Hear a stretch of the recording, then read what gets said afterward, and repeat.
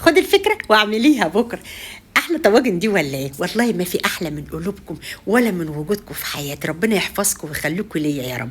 نسمي الله ونصلي على الرسول عليه افضل الصلاه والسلام. هيا بنا نطبخ مع حنان. بحبكم في الله.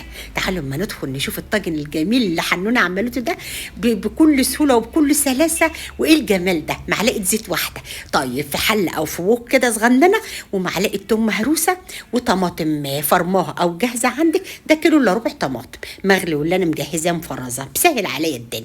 اول ما ياخد لون كده التومه معايا بشوحها، معلقه صلصه عشان اللون برضه، وانزل بالطماطم وكوبايه ميه. كوبايه ميه عايزه عايزه الصلصه دي تكون سايله كده خفيفه جدا، عايزاها لانها هسقسق بيها. نزلت بنص معلقه سكر يا سكر، وتوم وكزبره وكمون وشطه وبابريكا، كل حاجه ربع معلقه، ونص معلقه ملح. اول ما يغلي كده خليها على جنب، سيبيها بقى. ايوه عايزاها بسوائلها كده. طيب هنعمل ايه اهو؟ خلاص كده. طيب تعال معايا ربع لحمه. عايزه تزودي عايزه تقللي دي ترجع لك، بس انا هعمل عصاج اقتصادي. اديتها صدمه، وهنزل بسيكه قرفه وبابريكا وفلفل اسود وربع معلقه ملح بس كده. طيب معايا بصلتين اتنين كمان بشرهم بالسوائل بتاعتهم، والفلفل برده كله ضرباه، كله ده البصل اهو والفلفل. ده احنا كده عملنا عصاج حلو اقتصادي ومغذي وجميل. وسكر يا سكر، طماطميه او طماطمتين بشرهم كمان.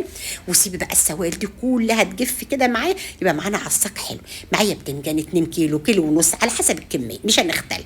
قطعته كده حلقات، ما قشرتوش. والسر واسرار حنونه، معلقه سكر يا سكر ومعلقتين ملح في لتر الميه. وعايزه بقى تكتري تزودي دي براحتك. انا هاخد لترين اتنين، كل لتر ميه معلقتين ملح ومعلقه سكر يا سكر، وهسيبهم 10 دقايق. وبعد كده صفيهم في منديل في فوطه كده، وهرقعهم شويه، احط عليهم حاجه تقيله. وبعد كده هصفيهم بقى واحط في فوطه ونشفهم. يلا ندخل بقى على ايه. معايا بطاطس برده كده حلقات بسيطه، دي ده اختيار. وتعالوا في معلقه السر بتاعنا، معلقه النشا في الزيت، واقلب براحتك راحتك يا روح قلب. وكل اللي تلاقيه كل اصحاب القنوات واخدين معلقه السر بتاعتي، مش يدعي لي، مش يقولوا يا رب الله يبارك لها صاحبه الفكره بس ويذكروا اسمي كده بالخير، لا بينسبوها لنفسهم. الله يسامحهم، الله يسامحهم بجد. مش مسامحه في حق على فكره برضه. بس يلا معلقه النشا ده، وكالعاده ربنا ما يقطع لنا عاده ابدا.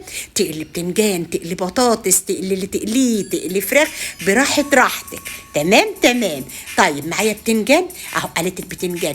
بص الطاسه بتنجان بطاطس، الزيت ما بيتحركش. يعني ربنا يبارك لي يا رب. دعوه حلوه كده من قلوبكم، ده اللي انا عايزاه منكم على الفكره الحلوه دي. ولا الزيت بتاعنا عاد بيخلص، وبقينا نقلي وبناكل براحتنا. وبصوا الحاجه بسم الله ما شاء الله، لا حول ولا قوه الا بالله. تعالوا نرص الطاجن بتاعنا بقى. كبشه صلصه من اللي احنا عاملينها كده